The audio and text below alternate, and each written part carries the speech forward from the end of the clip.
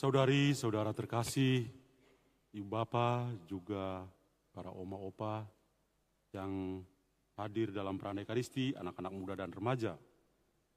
Mengawali perayaan Ekaristi pada pagi hari ini, saya mengingatkan kita bahwa pada pekan biasa yang ke-15 ini, kita semua betul-betul diingatkan untuk bertumbuh menjadi pengikut Kristus dan menjadi sesama bagi saudara-saudara yang lain. Kita mendengar kisah Injil yang menarik tadi. Ketika ada seorang ahli Taurat, orang pintar, berdiri dan mau mencoba Yesus dengan pertanyaan yang sangat bagus.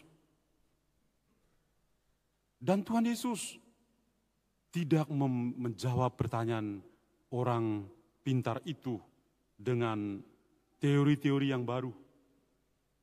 Tapi Tuhan Yesus mencoba mengingatkan mereka, termasuk orang pintar ini, bahwa sebagai orang Yahudi, setiap pagi kalau bangun, mereka pasti mengucapkan kalimat, boleh dikatakan syahadat mereka.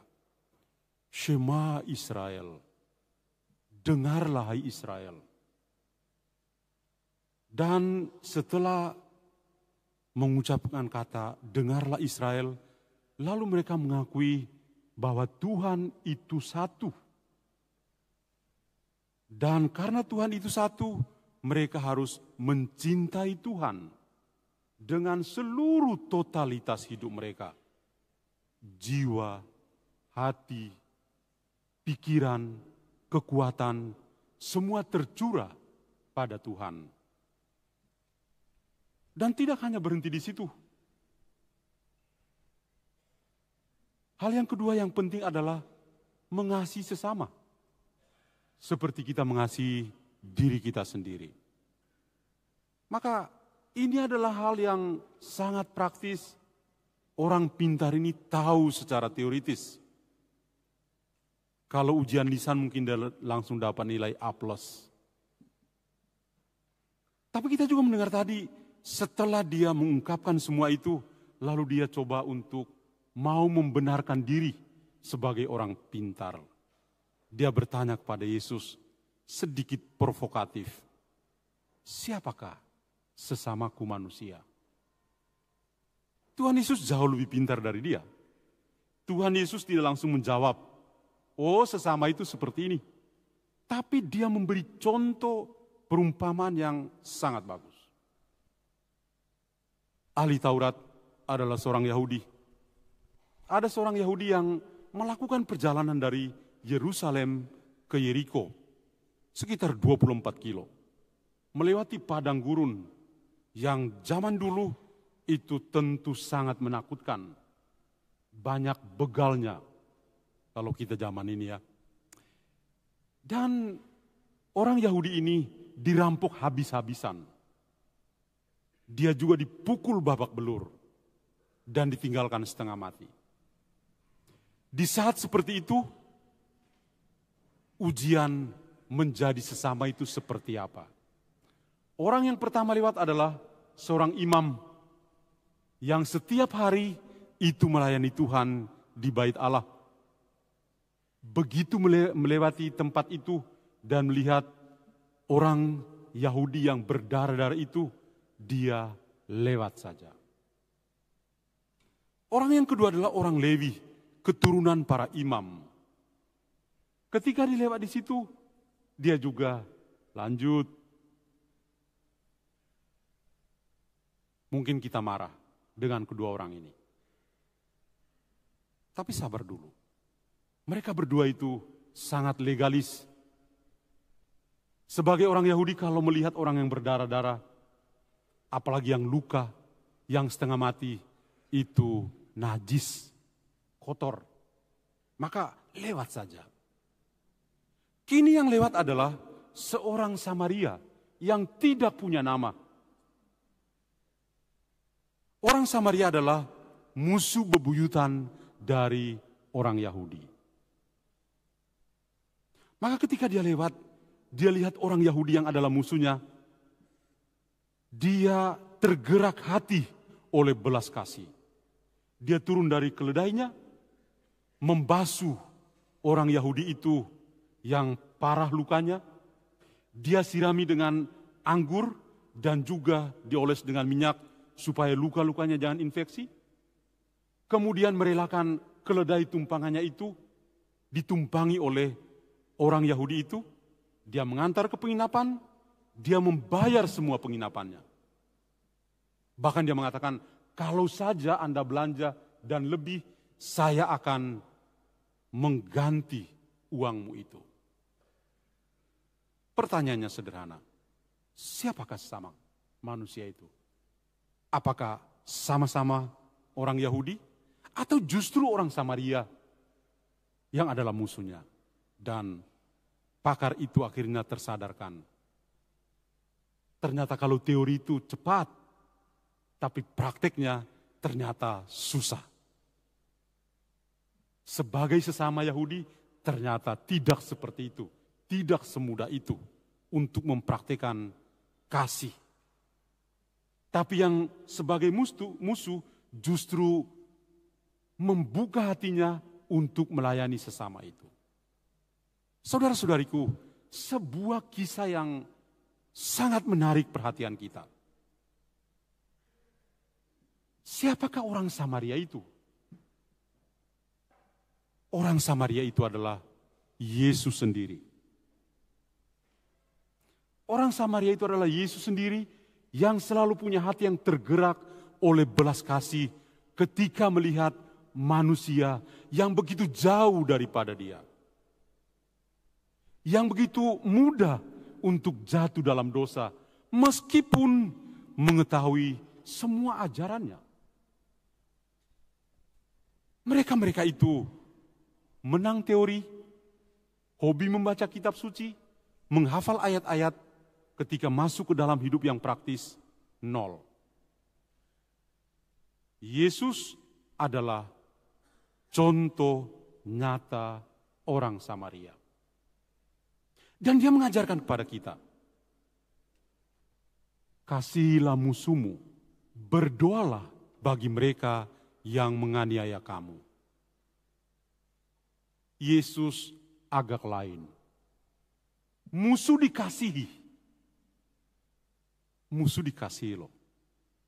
Wah, ternyata kalau jadi orang Katolik tulen, musuh itu harus dikasihi. Itulah perilaku orang Samaria. Saya mencatat di sini ada sebuah, ya saya bawa HP bukan untuk baca WA, tapi daripada karang-karang cerita. Saya ingat orang kudus yang kita semua kenal. Kita semua banggakan, Santa Teresia dari Kalkuta.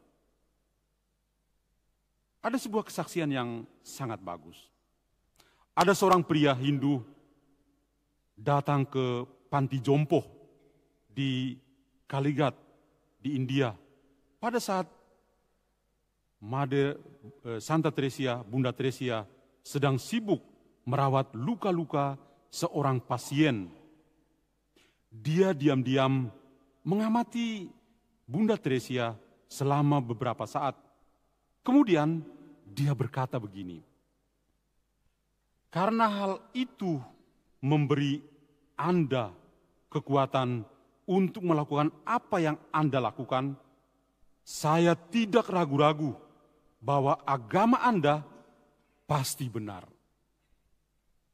Pemuda Hindu itu mengatakan pada Bunda Teresia, pelayanan yang dia lakukan sebagai sesama yang terluka itu, dia mengatakan, karena hal itu memberi Anda kekuatan untuk melakukan apa yang Anda lakukan. Saya tidak ragu bahwa agama Anda, agama Katolik, pasti benar.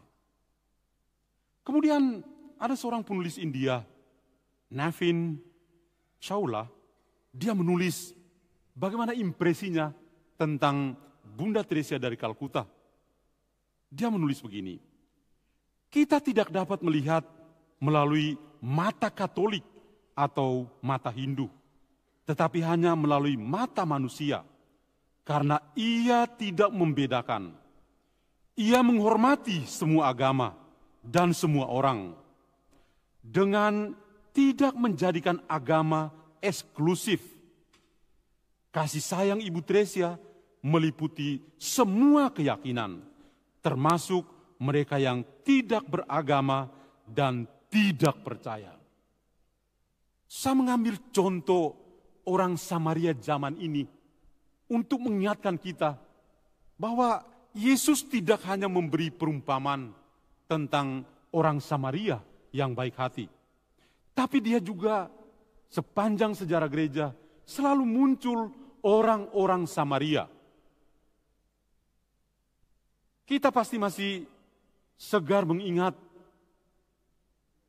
almarhum Paus Fransiskus ketika tiba di tempat ini juga. Ketika ada masalah yang besar di Timur Tengah, banyak migran yang pergi ke Eropa. Dan Paus Fransiskus mengatakan pada orang-orang Katolik di Eropa, "Hai saudara-saudara, bukalah pintu-pintumu untuk menerima saudara-saudara dari Timur Tengah."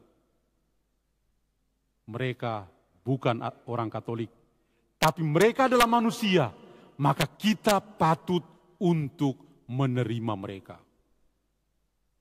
Wah, ini orang Samaria zaman now. Tapi itu mungkin terlalu jauh. Kita semua pasti mengingat kembali ketika di masa pandemi. Kita semua punya satu musuh yang sama, yaitu C19, COVID-19. Benar-benar pelayanan itu lintas batas. Tidak ada lagi perbedaan agamamu, kamu siapa. Tapi karena manusia, semua orang itu berusaha untuk menjadi sesama bagi yang lain. Betapa indahnya praktek-praktek yang ada yang sadar atau tidak sadar melakukannya, tapi kita pernah melakukan sebagai orang Samaria masa kini. Pertanyaannya adalah, apakah kita tetap dan mau terus berkembang sebagai pengikut Kristus, sebagai orang Samaria zaman ini? Ketika kita melihat orang-orang yang kecil, lemah, miskin, tersingkir, dan difabel, apakah kita punya hati untuk orang-orang seperti itu? Kalau saja kita bisa seperti itu, kita sungguh orang Samaria zaman ini. Kalau tidak, mungkin kita hanya mengaku-ngaku sebagai orang Katolik, tapi kita jauh dari kekatolikan kita. Orang Samaria itu tidak punya nama. Dan itu memanggil kita. Kiranya nama itu kita taruh nama-nama kita. Untuk memperhatikan orang-orang kecil seperti ini. Betapa indahnya ketika kita mau menunjukkan kesaksian hidup kita pada masa kini. Kita sedapat mungkin jauh dari prinsip legalitas. Apa yang kita dengar dalam bacaan pertama. Atau sikap dari orang ahli Taurat itu adalah sikap orang legalis. Tapi praktek untuk memperhatikan atau mempraktikkan kasih, nah itu yang paling penting. Maka kiranya sabda Tuhan yang hari ini kita dengar betul-betul membuka pikiran kita. Betul-betul menjadi pedoman bagi kita, pelita bagi langkah kaki kita. Apakah kita bisa menjadi orang Samaria masa kini?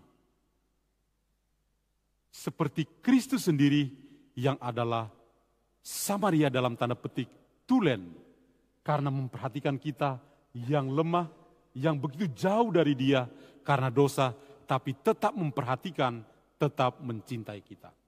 Kalau saja kita seperti Yesus, betapa indahnya kita bisa mengubah dunia dengan kehidupan kita yang nyata, yang penuh kasih. Tuhan memberkati kita semua. Amin.